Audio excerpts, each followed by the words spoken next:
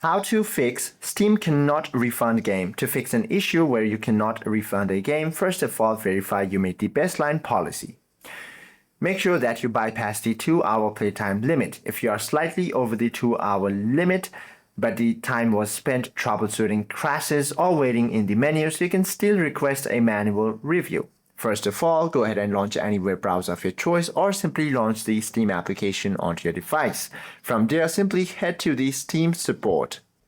Now, once you're here, all you have to do is go ahead and navigate to the purchase section and then select the game you want to refund. Click I have a question about this purchase rather than the standard refund button.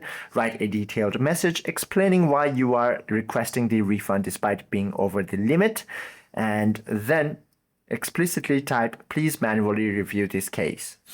And this is how you can fix Steam cannot refund game. Hope this video helps you out a lot. If you have any questions or queries, do comment down below.